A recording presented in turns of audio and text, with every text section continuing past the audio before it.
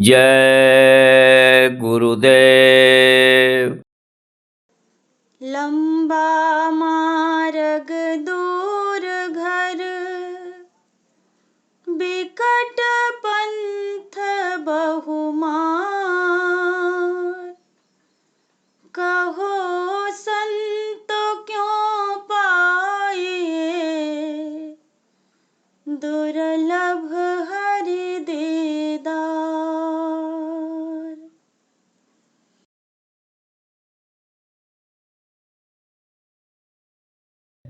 दीन बंधु है दीनानाथ, मेरी डोरी तेरे हाथ। दीन बंधु है दीनानाथ,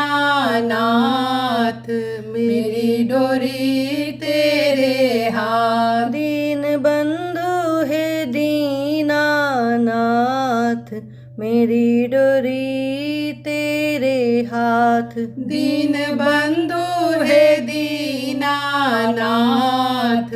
मेरी डोरी तेरे हाथ। सूरत का सजाओ साज, मेरी डोरी तेरे हाथ। सूरत का सजाओ साज, मेरी डोरी तेरे हाथ। सहस कमल में जाऊं भाज, मेरी डोरी तेरे हाथ। सहस कमल में जाऊं भाज, मेरी डोरी तेरे हाथ। सूरत का सजाओ साज, मेरी डोरी तेरे हाथ। सूरत का सजाओ साज, मेरी डोरी तेरे हाथ। देखूं वहाँ का समाज, मेरी डोरी तेरे हाथ। देखूं वहाँ का समाज, मेरी डोरी तेरे हाथ। त्रिकुटी द्वार पाऊं घाट, मेरी डोरी तेरे हाथ।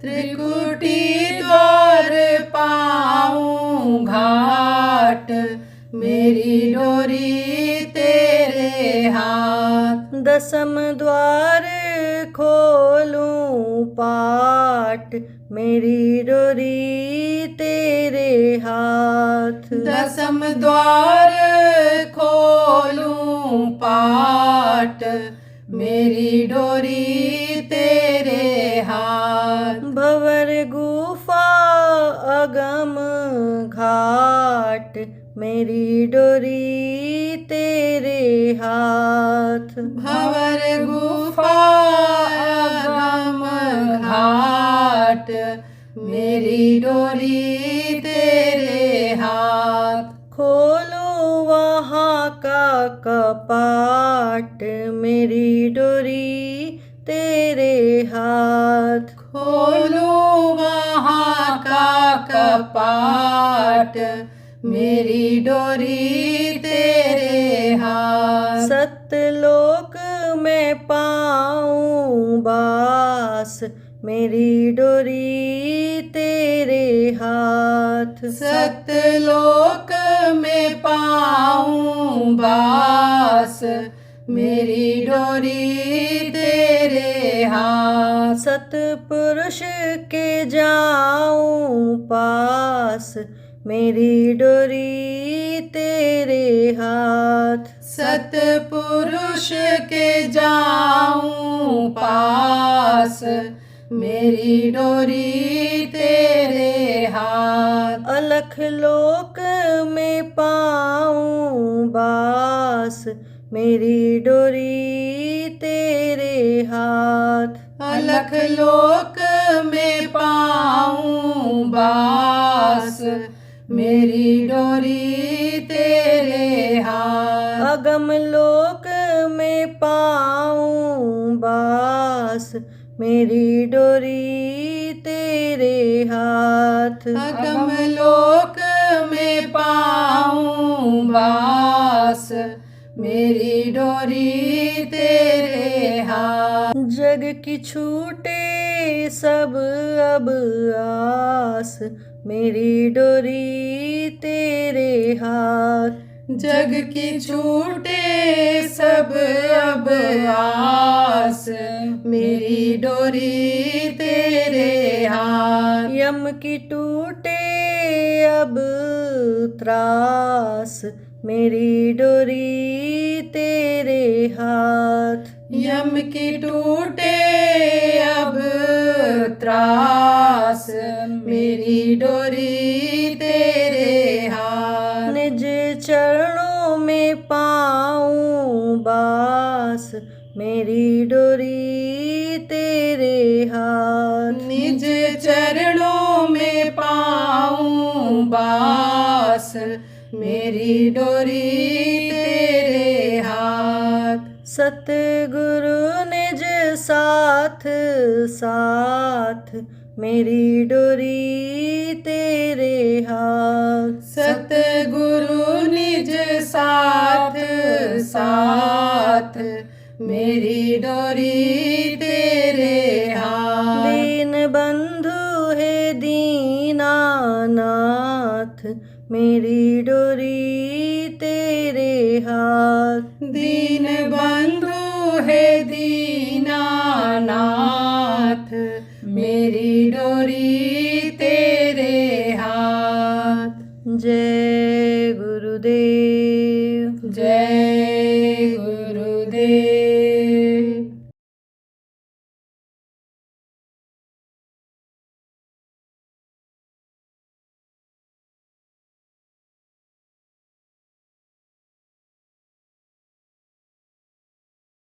जहाँ जिस घास पर आप बैठे हो, यह दूब घास है, जमीन से चिपकी हुई रहती है, कभी जलती ही नहीं। बड़ी जितनी भी घास है, मई जून के महीने आते आते सब जल जाएंगे। कहा ना, नानक नन्हे हुए रहो, जैसे घास में धूप, और घास जल जाएंगी धूप खूब की खूब। तो कहा कि काका, आप तो बड़े काम के आदमी हो, और कुछ बताओ।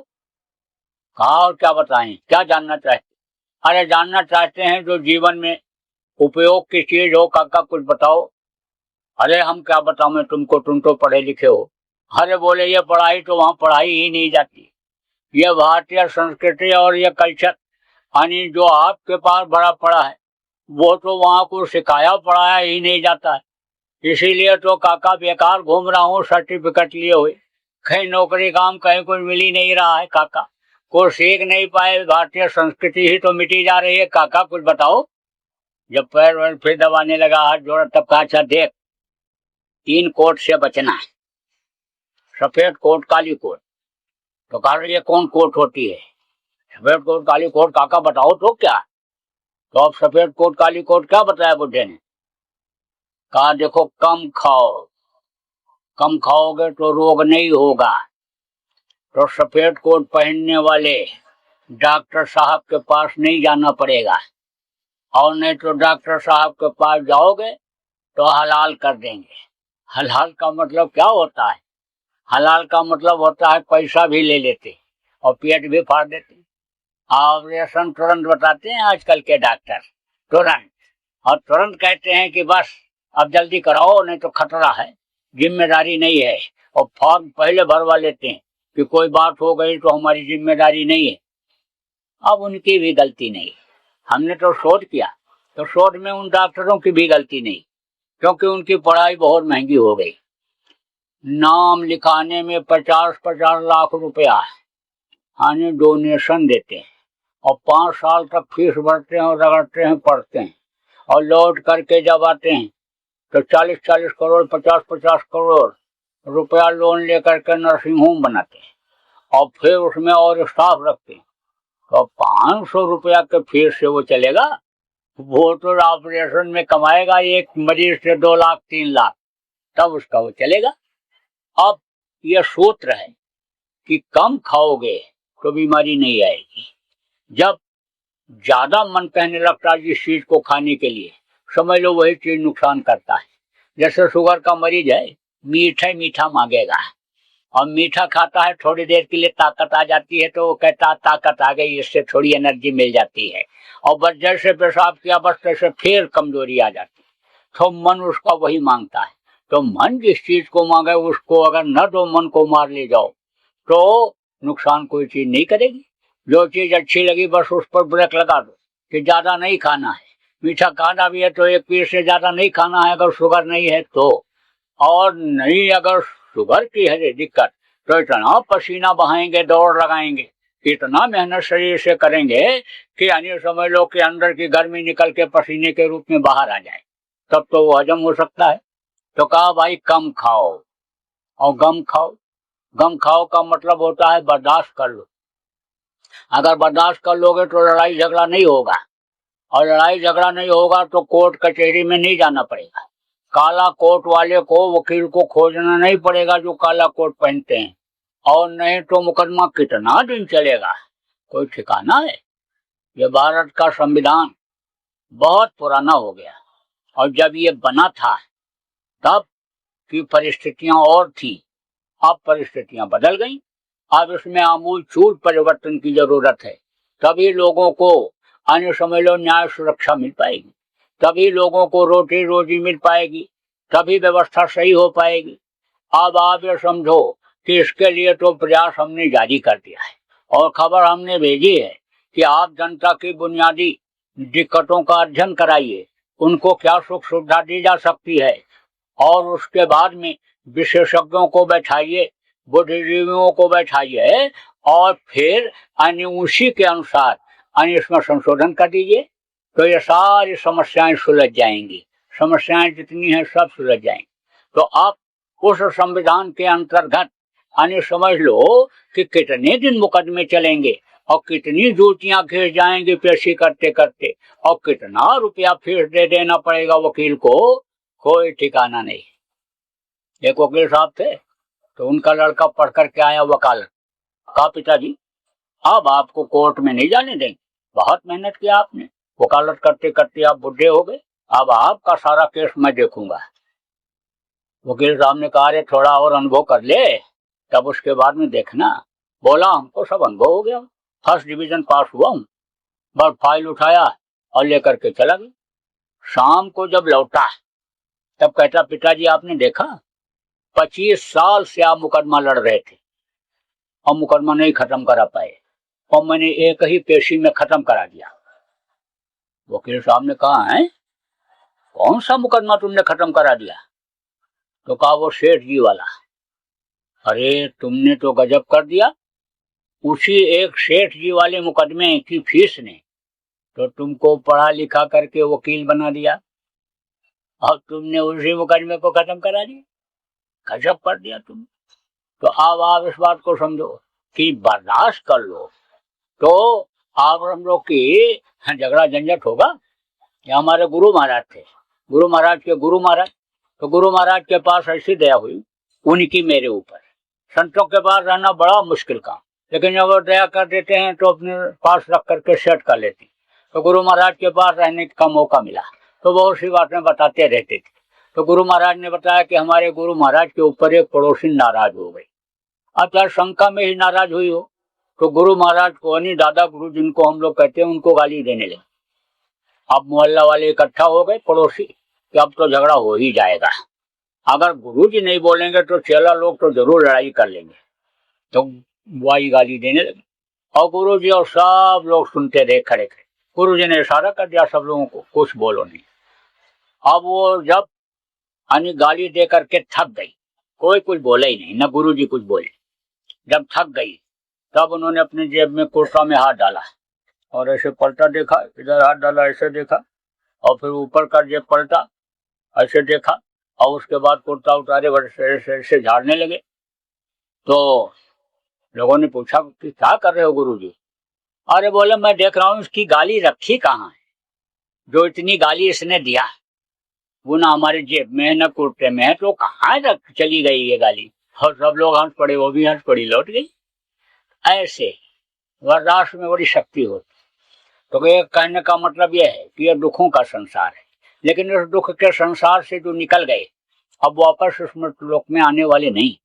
तो हमारे गुरु महाराज उन्होंने पार किया, बहुत से लोगों को रास्ता भी बताया और रास्ते पर चलाया और कितने जीवों को पार कर दिया। बाहर भी उन्होंने मदद किया, एक से एक गरीब लोग थे, लेकिन जब उनको उनका खान पान सही किया और उनका चाल चलन सही कर दिया और उनको आने समय लोग की मेहनत ईमानदारी का पाठ पढ़ाया और भजनानंद जी उनको बनाया, जो कर्मों की सजा की वजह से यानी गरीबी झेल रहे थे, कर्मों की वजह से बीमारियां झेल रहे थे, भजन से जब उनके कर्म कटे तो उनको गुरु महाराज ने अंतर में भी मदद करके पार कर दिया। बाहर से भी मदद करते हैं संत जो होते हैं और अंतर में भी मदद करते हैं। जब सतगुरु में जाते हैं तो वो दोनों काम करते हैं। तो गुरु महाराज ने बहुत से लोगों को पार कर दिया। कुछ तो ऐसे ही धर्म कर्म का संदेश सुनने के लिए आ जाते हैं, कुछ तो इसलिए आते हैं भाई चलो देखें, राम की कथा सुनाते हैं, कृष्ण की सुनाते हैं, कि महाभारत का घमासान सुनाते हैं, तो घमासान सुनने के लिए भी आ जाते हैं। लेकिन जब यहाँ आते हैं समझ से पूरी बात सुन लेते हैं तो उनके समझ में आ जाता है कि ये एक अलग चीज है। यह है संत मत की साधना। सूरत माने जीवात्मा और शब्द माने जिससे यह सारा संसार बना, उससे जोड़ने का तरीका। इसमें न घर छोड़ना, न जमीन जायदाद छोड़ना, न बाल बच्चों को छोड़ना, गृहस्थ आश्रम में ही करना है। अच्छा शाकाहारी भोजन खाओ, कोई दिक्कत नहीं है, तो अच्छे मकान में रहो, अच्छा कपड़ा पहनो, अच्छे लोगों के बीच में उठो बैठो, लेकिन 1 घंटा सुबह शाम अपनी आत्मा के लिए ही निकालना है। तो लोग मन बना लेते हैं नामदान लेने का, लेकिन आप ये भी मत सोचना कि नामदान देने के बाद फिर ये कुछ मांगेंगे। आपसे कुछ नहीं मांगना। कहा ना दाता एक राम, भिखारी सारी दुनिया, सभी तो मांग ही रहे। कहा ना धरणी जानो देखिए, चालो सब भिखार और दाता केवल सदगुरु। देत न माने हाथ, तो आप मांगते रहते हो भिखारी हो जब, तो आपसे क्या मांगना। दाता कौन होता है? सदगुरु। गुरु से मांगा जाता है। और अब तो हमको गुरु महाराज से भी नहीं मांगना है, क्योंकि वो अपने आप देते हैं। कल जिस चीज की जरूरत है वो मेरे लिए आज हाजिर हो जा रही, तो अब तो गुरु महाराज से भी नहीं मांगना है। लेकिन ये बात आपको बता देता हूँ कि आप यहाँ पर आए हो और आपसे हमको प्रेम हो रहा है। किससे? आप अच्छा कपड़ा पहने हो, या अच्छे घर के हो, पैसे वाले हो, या अच्छे कुल खानदान के हो, इससे नहीं। ये तो चीजें आप देखते हो, मैं तो आपकी जीवात्माओं को देखता हूँ, जिसके लिए गोस्वामी जी ने कहा सिया राम में सब तक जाए, करो प्रणाम जो जुग पाए। जितने भी मनुष्य हैं, जीव हैं, सबके अंदर उस मालिक की रूह है, जीवात्मा है। तो वो जीवात्मा तो एक जैसी है, तो उसको देख करके आपसे स्नेह प्रेम हो रहा है। अब यह है कि जरूरत पड़ेगी तो आपके लिए गुरु महाराज से मांग लूंगा, अपने लिए कुछ नहीं मांगना। लेकिन कहो कि भाई हमको तो कुछ देना चाहिए, यह भारतीय संस्कृति रही है कि दीक्षा मंत्र लो तो कुछ दिया जाए, तो दे सकते हो। देना क्या है आपको? आप अपनी बुराइयों को यहीं छोड़ जाओ, बुरे कर्म मत करना। जो भी जान में या अनजान में बुरा कर्म किया, उसके लिए उस मालिक से आप माफी मांग लो, कान पकड़ लो, तौबा कर लो, आप गलती नहीं करें। अभी तक जो आपने मांस खाया, मछली खाया, अंडा खाया, शराब पिया, ताड़ी अफीम का सेवन किया, आप मत करना। देखो मांस मनुष्य का भोजन नहीं है। मांस खाने वाले का खून बेमेल हो जाता, बीमारियां पकड़ लेती जो दवा से नहीं ठीक होती हैं। बुद्धि खराब हो जाती है, कैसे जैसे रावण की खराब हो गई। 4 वेद 6 शास्त्र 18 पुराण का जानकार, सोने की लंका, 1 लाख को 1.25 लाख नाटी, लेकिन मांस खाने लगा जब, शराब पीता, तो बुद्धि खराब हो जाती, दूसरे की माँ बहन को गलत नजर देखता। इसी 3 बुराई ने सर्वनाश कर दिया रावण का। ऐसा काम मत करना।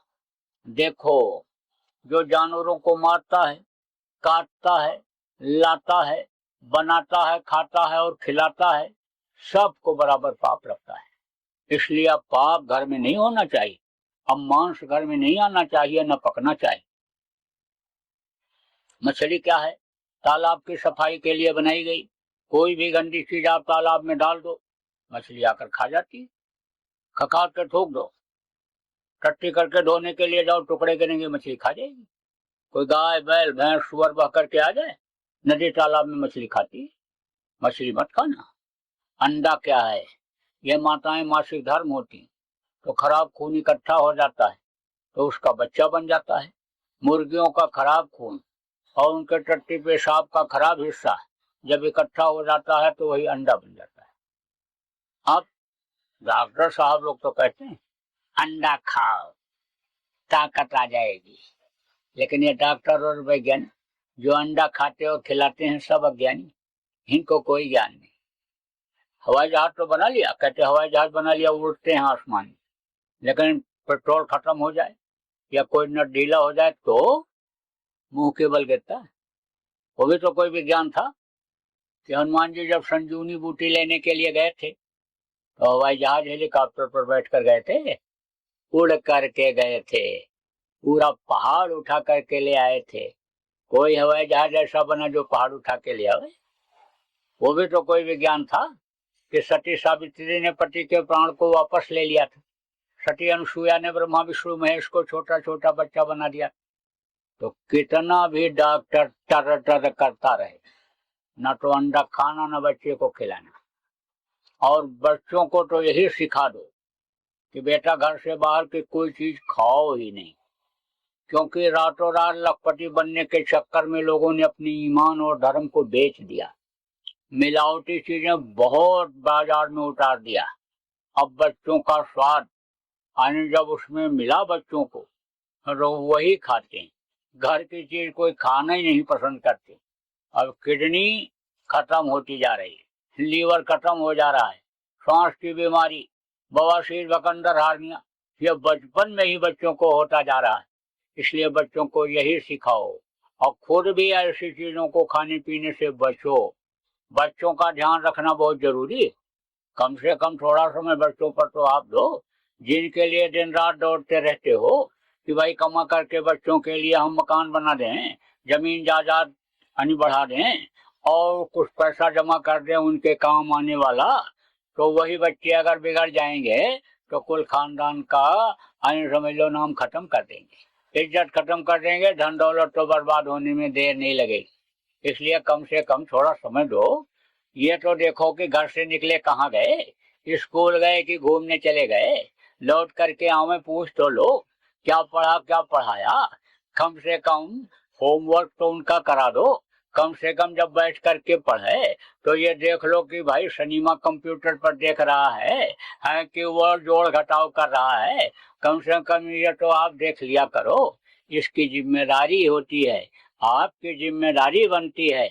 8 और 9 साल के जब बच्चे हो जाते हैं, इस समय पर उनको दुनिया की जानकारी हो जाती है। अब पहले जैसा समय नहीं रहा कि 14-15 साल तक लड़के नंगे घूमते रहते थे, उनको दुनिया की जानकारी नहीं हो पाती थी। तो 8-9 साल के बच्चे बच्चियां हों तो ऐसे नजर रखना शुरू करो, क्योंकि ये कच्चे घड़े होते हैं। कच्चे घड़े के ऊपर अगर सुराख बन गया या उसके ऊपर दाग लग गया, खरोच लग गया, हाँ, तो जब तक घड़ा टूट करके मिट्टी में नहीं मिल जाता तब तक वो निशान बना रहता है। इसलिए इस समय अगर अच्छाई आ जाएगी तो अच्छे ही गुण रहेंगे और बुराई आ जाएगी, छूटना बड़ा मुश्किल हो जाएगा। इसलिए इस समय पर उनकी भावना अच्छाई की तरफ जोड़ो और बुरी भावना अगर मन में आ गई तो वही बात वो रटते रहेंगे, है फिर उधर से हटते नहीं। और उनको ये नहीं मालूम रह पाता है कि हमारा भविष्य आगे का कैसा होगा। वो तो बस उसी अपनी आदत में, गुलाम आदत के बन जाते हैं और अपना भविष्य अंधेरे में कर लिया करते हैं। इसलिए उनका ध्यान रखना बच्चों का जरूरी है। तो कितना भी डॉक्टर कहे अंडा खाने को, अंडा न खाना, न बच्चों को खिलाना। और देखो शराब में तो 1000 बुराई। जो शराब पीता, मांस खाता, व्यभिचार करता, खून कत्ल करता, बाल बच्चों को मारता, जमीन जायदाद को बेचता, शराब में 1000 बुराई। मुसलमान की किताब में लिखा है कि एक कतरा शराब का अगर जिस्म पर पड़ जाए तो काट करके फेंक दो। और हिंदुओं क्या लिखा है कि गंगा जल कटबारुण जाना, तथापि न संत करें ते पाना। गंगा जल जैसे जल में चाहे शराब बनाया गया हो तो नहीं पीना चाहिए। तो शराब मत पीना और दूसरे के औरत के साथ बुरा कर्म मत करना और मेहनत ईमानदारी पर अपने भरोसा करना, उसमें आपको बरकत मिल जाएगी।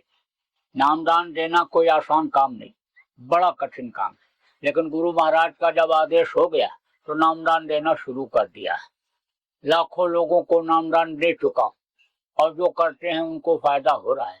बीमारियां बता रहे हैं ठीक हो गई, बिगड़े काम भी बनने लग गए, और साधना में जो समय देते हैं अंतर की सब बात बताते हैं, वहां का सब वर्णन करते हैं।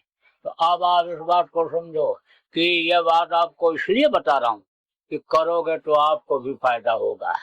अरे भाई, जब कोई आग के करीब जाता है तभी तो गर्मी का पता चलता है, बर्फ के ऊपर हाथ रखता है तभी तो ठंडी का पता चलता है। ऐसे ही जब करोगे तो आपको भी होगा। ये ऐसा काम नहीं है, ऐसी मजदूरी मेहनत नहीं है कि दिन भर मजदूरी करता है और शाम को मजदूरी कराने वाला मना कर देता, आज नहीं कल लेना, परसों लेना, और हजम कर लेता है। ऐसा नहीं है। इसमें तो जितना करोगे तुरंत मिलेगा, तुरंत। वो मजदूरी हजम नहीं करता है, इसलिए मेहनत करोगे तो आपको भी लाभ मिलेगा। तो ये ऐसी चीज है कि जिसके लिए गोस्वामी जी ने कहा कलयुग केवल नाम आधारा और सुमिर सुमिंदर उसने पारा। ये वो नाम है, यह नाम रसायन है। रसायन किसको कहते हैं? आयुर्वेदिक में एक दवा होती है जो मर्ज को ठीक करती है, लेकिन मर्ज से आई हुई कमजोरी को दूर करने के लिए दूसरी दवा खानी पड़ती है, और उसी आयुर्वेदिक में रसायन होता है जो एक ही दवा खा लेने से यानी मर्ज भी चला जाता है, मर्ज की आई हुई कमजोरी भी चली जाती है। तो ये लोक और परलोक बनाने वाला नाम है। वर्णात्मक और ध्वन्यात्मक दो नाम होता है। मुंह से जो लिया जाता है वर्णात्मक नाम होता है। समय समय पर जब महापुरुष आते हैं तो ये नाम जगाते हैं, और ये नाम जब जगा लेते हैं तो अब आप ये समझो कि उसमें ताकत भर जाती है। जैसे त्रेता में जब भगवान राम आए थे तो उस समय पर उन्होंने राम नाम भर दिया था, शक्ति भर दी थी राम नाम। जब लंका पर विजय प्राप्त करने के लिए जा रहे थे तो समुद्र में पुल बनाने की जरूरत पड़ी थी। पत्थर पर राम राम लिख करके समुद्र में डाला गया था, सारे पत्थर तैरने लगे थे। जब कृष्ण आए तो कृष्ण नाम की शक्ति बढ़ी। कृष्ण कृष्ण जिसने जहां पर पुकारा कृष्ण खड़े हुए मिले। द्रौपदी को, 12 ग्रह को, तमाम ऐसे उदाहरण मिले। जब कलयुग आया, त्रेता गया, तो गुरु महाराज ने जय गुरुदेव नाम को जगाया। मुसीबत में, तकलीफ में कोई कभी भी कहीं भी बोला, जय गुरुनाम नाम मुंह से निकलते ही कोई ना कोई माध्यम बन गया मदद करने के लिए। रास्ते में जा रहे हैं, मधुमक्खियां छेदने लगी, चिल्लाया, कोई नहीं बचाने वाला आया। खड़ी मधुमक्खियों को बचाने वाला कोई आता नहीं, क्योंकि मधुमक्खियां उसी को काटने लग जाती हैं, उसी के लग जाती हैं, छुड़ाने वाले को। तब जय गुरुदेव जय गुरुदेव जय गुरुदेव बोला, बस हवा चली। हवा चली तो धूल उड़ी, और वो धूल मधुमक्खियों के आंखों में पड़ी। मधुमक्खियां छोड़ के चली गई। रास्ते में जा रहा है और देखा कि सांड आ रहा है ऐसे मारने के लिए, कोई वहां बचाने वाला नहीं है। जय गुरुदेव बोला, तब तक एक आदमी लठ लेकर के ऐसे आता हुआ दिखाई पड़ गया, और उसके लठ को जब देखा सांड उधर भग गया डर के मारे। पानी में नहाने के लिए गया, डूबने लग गया, तिनके का भी सहारा नहीं है। जय गुरुदेव बोला, तब तक बस तेज हवा के साथ पानी का झकोला आया और बहा करके ले जा करके नदी के किनारे लगा दिया। ऐसे जान बची लोग। मरने वाले के कान में जब पीड़ा हुई, दर्द हुई, छटपटाने लगा तो 10 बार बोला, जय गुरुदेव नाम प्रभु का नाम बोलो, जय गुरुदेव नाम प्रभु का नाम बोलो। मरने वाले ने आप खोल दिया और कहा, जो पीड़ा हो रही थी, दर्द हो रही थी, अब नहीं। यमराज के दूत हट गए, अब मुझे बड़ा आराम है, आराम से जा रहा हूं, ऐसा बताया। तो उस समय जब गुरु महाराज मौजूद थे, खूब परीक्षा लिया लोगों ने। अब गुरु महाराज तो चले गए जय गुरुदेव नाम को जगाने वाले, लेकिन जय गुरुदेव नाम में अब भी शक्ति है, ताकत है। आप कभी भी, कोई भी शाकाहारी सदाचारी नशा मुक्त रह करके मुसीबत के समय जय गुरुदेव नाम बोल करके अपनी बचत कर सकते हो, और प्रचार करोगे तो दूसरा भी अपनी बचत कर सकता है, फायदा ले सकता है। हर अच्छे काम में ये मददगार है, लेकिन बुरे काम में जय गुरुदेव नाम का प्रयोग मत करना। अब कहीं चोरी चकारी या गलत काम करने के लिए जय गुरुदेव बोल के जाओगे कि वहां भी हमारी मदद हो जाएगी, हम माल लेकर चले आएंगे, तो ये नहीं होगा। जिस दिन जय गुरुदेव बोल के जाओगे उसी दिन पकड़े जाओगे, मार पड़ेगी।